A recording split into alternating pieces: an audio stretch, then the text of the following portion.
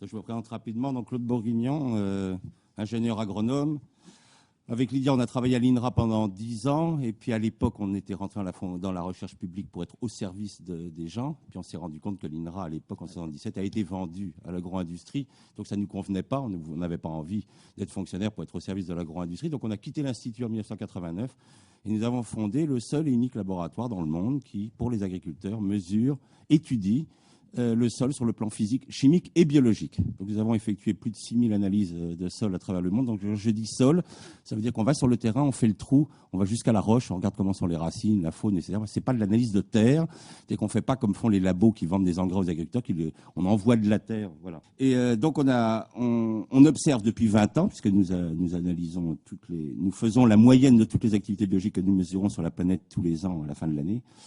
Nous observons une chute constante et absolument régulière de l'activité biologique des sols. Alors, il faut savoir que les sols, ils hébergent 80% de la biomasse mondiale.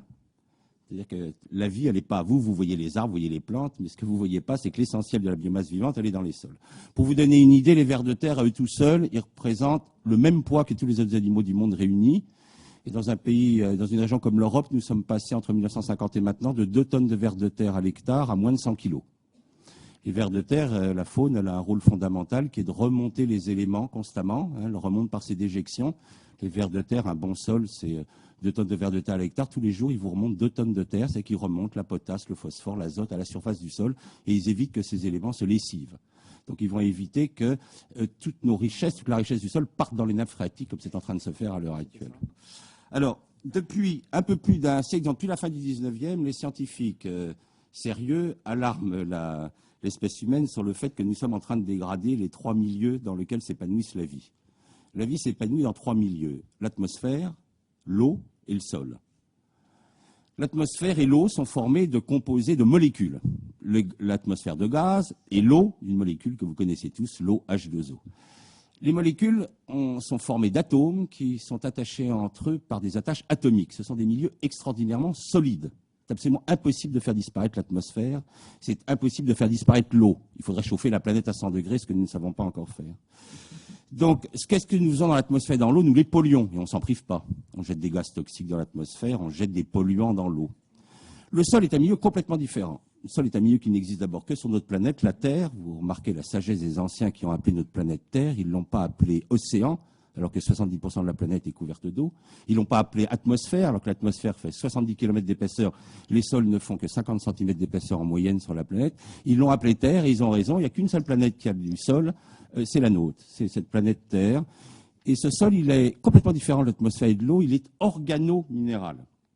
Le fait qu'il soit organo-minéral fait que la substance minérale, les argiles fabriquées par les racines et par les microbes, qui sont les minéraux les plus complexes du monde, c'est intéressant, la vie fait de la complexité, nous passons notre temps avec l'énergie à faire de l'entropie, à faire du désordre, la vie fait du complexe, elle prend les roches, elle les attaque, elle les transforme dans les minéraux les plus complexes du monde qui sont les argiles.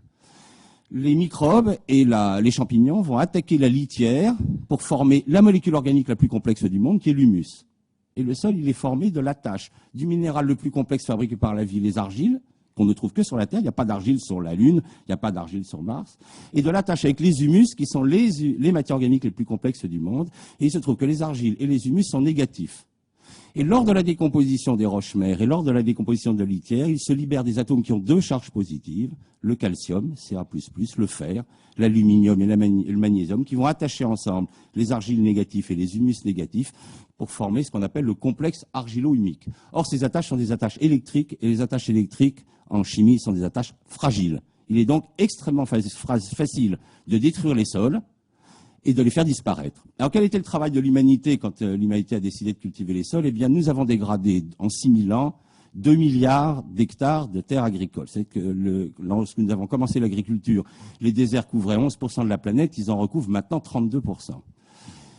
Sur ces 2 milliards d'hectares de déserts que nous avons créés, il y en a 1 milliard qui a été créé juste au XXe siècle. C'est-à-dire qu'en un siècle, nous avons détruit autant de terres que 6000 ans d'agriculture qui nous ont précédés. Alors, quelle est la situation actuelle pour l'humanité? Nous cultivons 1,5 milliard d'hectares de sol. Nous sommes 6,8 milliards d'habitants, c'est-à-dire nous avons 6,9 milliards. Donc, vous voyez, mon chiffre est déjà un peu vieux, donc nous sommes à moins de 2200 mètres carrés par habitant. Nous détruisons en ce moment la planète à la vitesse, les sols agricoles à la vitesse de 10 millions d'hectares par an, et nous bétonnons 5 millions d'hectares chaque année. Pour vous donner une idée, un pays comme la France bétonne un département français tous les 7 ans. Tous les 7 ans, il y a un département français qui disparaît sous le béton. D'accord ? Donc nous avons... Alors comment on fait ? Parce qu'on perd quand même 15 millions d'hectares de terres cultivées. Comment on fait pour s'en sortir ? Nous déforestons 15 millions d'hectares chaque année, essentiellement dans les terres tropicales. C'est les forêts les plus importantes de la planète, celles qui évitent la différence trop grande de température entre l'équateur et les pôles. C'est pour ça que nous avons des ouragans. C'est que je travaille par exemple en ce moment sur le front pionnier amazonien. Je travaille sur la région de Lucas de Verde. En 1992, quand nous avons commencé à travailler, il y avait encore la forêt qui était tout près. On avait une pluviométrie de 2 mètres d'eau par an. Maintenant, nous sommes à moins de 1000 mm. C'est-à-dire que nous avons divisé par 2 la pluviométrie, vous voyez, en à peu près 18 ans, hein, pour vous donner une idée. Et la température, elle est passée de 22 degrés dans la forêt à plus de 45 degrés dehors. Et nous sommes en train de créer des ouragans parce que la planète se réchauffe au niveau de l'équateur et les pôles continuent à être frais. Enfin, ils se réchauffent aussi, mais pas à la vitesse où se réchauffe l'équateur. Donc, nous avons donc à l'heure actuelle une surface agricole qui est stable. Nous détruisons 15 millions d'hectares, nous déforestons 15 millions d'hectares pour récupérer ce que nous avons perdu, et la population, elle augmente de 70 millions d'habitants par an. Donc la situation devient intéressante. Qu'est-ce qui se passe à l'heure actuelle ? Nous perdons, parce qu'il y a un phénomène auquel personne ne fait attention, c'est que depuis 1984, la production agricole mondiale, céréales, stagne. Nous sommes aux alentours de 2 milliards de tonnes de céréales produites sur la planète depuis 1984. C'est-à-dire que quand on a créé la révolution verte, c'est-à-dire lorsque les États ont abandonné leur rôle qui était de nourrir leur population et ont décidé de confier le développement de l'agriculture à l'agro-industrie, qui a été c'est pour ça que nous avons l'an dernier dépassé 1 milliard d'hommes en état de famine, c'est que les États ont abandonné leur rôle qui était de nourrir leur population. Nous avons dit, maintenant on file ça à l'agro-industrie, on va filer ça à Monsanto, à Syngenta et compagnie. Qu'est-ce qu'ils ont fait, eux ? Ils n'ont pas cherché à nourrir l'humanité, ils ont cherché à faire du bénéfice. Ce qui n'a strictement rien à voir. Donc qu'est-ce qu'on a fait ? On a créé ce qu'on appelait la révolution verte. Les hommes auraient dû se méfier, les révolutions sont toujours sanglantes. Donc une révolution ne peut pas être verte, elle est obligatoirement sanglante. Qu'est-ce qui s'est passé en faisant la révolution ? Nous avons décidé de simplifier outrageusement le modèle agricole, c'est-à-dire que nous sortons d'une civilisation hautement raffinée, qui était l'équilibre agro-silvo-pastoral. Les paysans, ignorants, pour les scientifiques, donc abrutis, avaient créé quelque chose d'extraordinairement astucieux. Ils avaient compris que pour que le système agricole nourrisse les hommes, il fallait qu'il y ait à la fois la forêt.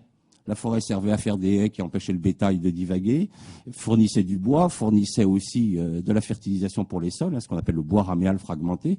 Ils avaient compris qu'il fallait régulièrement laisser reposer le sol sous la prairie. Cette prairie, on la faisait brouter par du bétail. Ce bétail donnait du fumier. Et avec ce fumier, on refertilisait les sols. C'était l'équilibre agro-silvo-pastoral.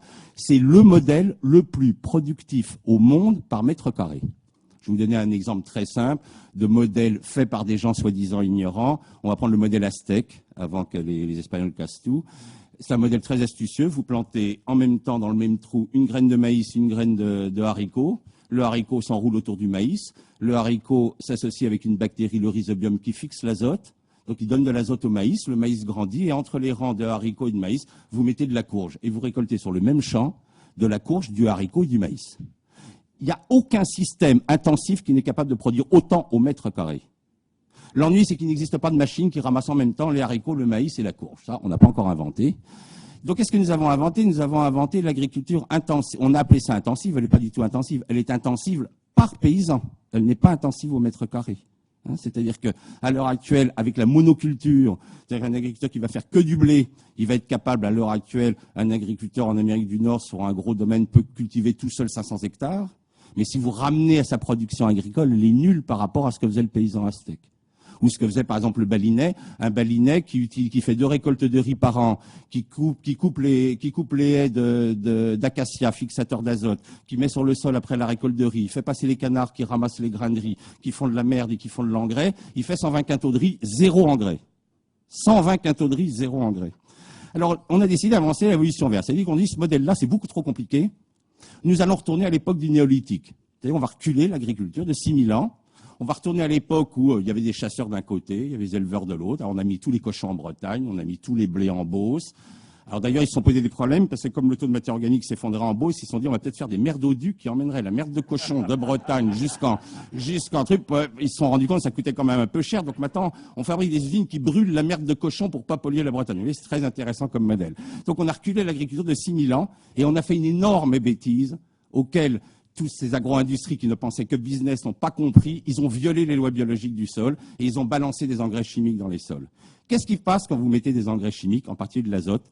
Vous allez provoquer une réaction qui est à l'opposé du système biologique. C'est-à-dire qu'au lieu que ce soit les champignons qui fabriquent de l'humus, vous allez multiplier les bactéries qui, elles, minéralisent l'humus et dégagent du gaz carbonique. Or, il se trouve que les champignons se multiplient 20 fois plus lentement que les bactéries. Et comment ils s'en sortent, les champignons? Comment ils font pour fabriquer de l'humus?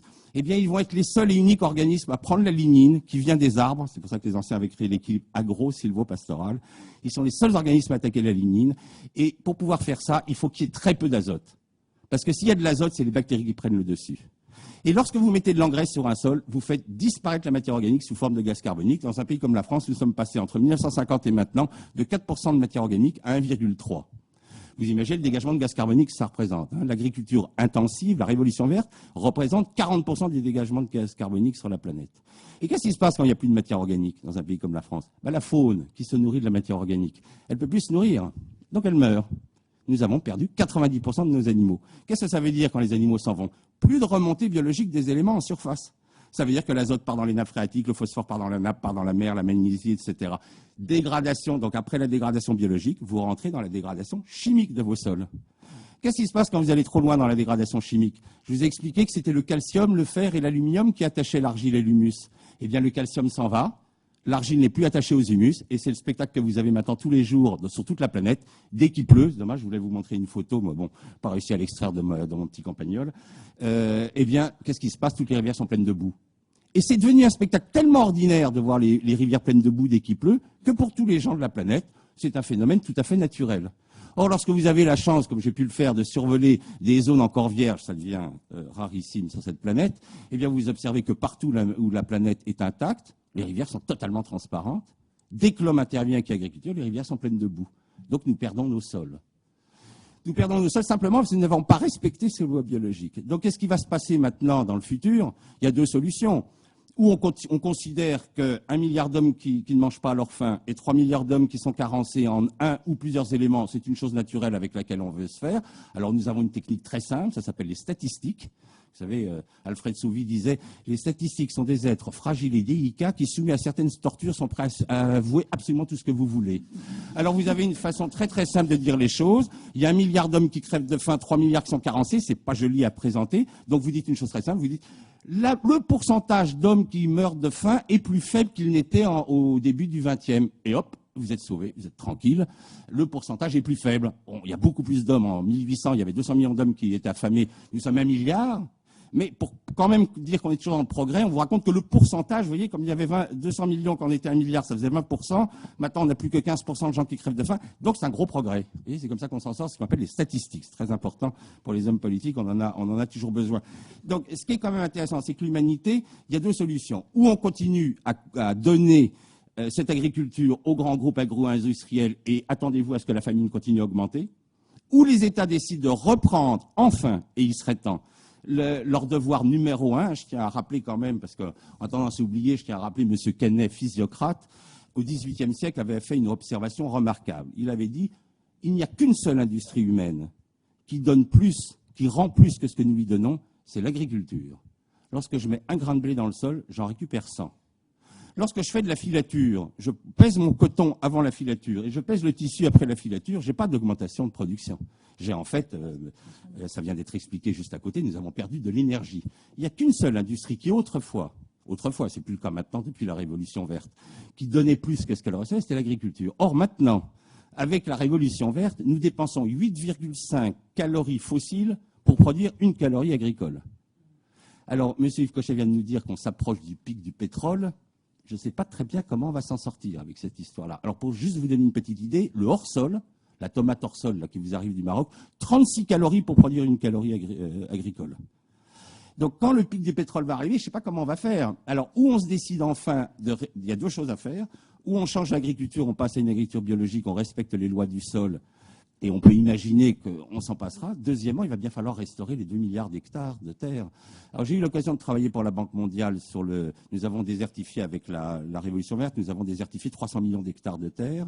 On a fait une étude avec la Banque mondiale, combien coûterait la restauration des terres latéritisées dans le bassin amazonien. C'est, selon l'état de dégradation, entre 1 000 et 5 000 euros de l'hectare. Donc 2 milliards d'hectares, prenons le chiffre bas, 2 milliards d'hectares, là je laisse les économistes travailler, c'est pas mon job, 2 milliards d'hectares multipliés par 1 000 euros, je pense que c'est une somme dans une période de crise financière qui est peut-être pas une somme très sympathique à donner à nos hommes politiques. Donc voilà, petite réflexion pour la discussion future.